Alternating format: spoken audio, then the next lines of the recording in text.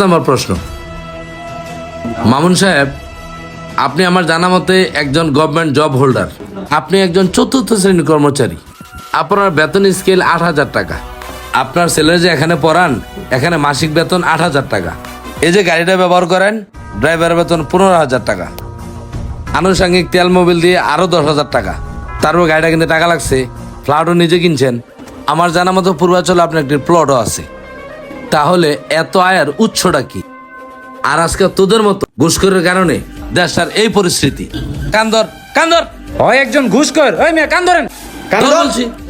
ধর, কান ধর, ধর কানে ধরেন মোবাইলটা আমার ধর, কাছে দিয়ে ধর, কান ধর তো, এই কান ধর, কান ধর। এবার বসেন বসো বসো, বসো, বসেন, কান ধরে উঠ, বসো, বসো, উঠ, বসো, বসেন বলতেছি বসো। উঠেন ওঠো।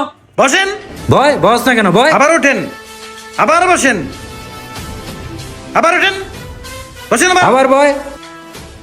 বারবার বলতে হয় কেন উঠেন বসেন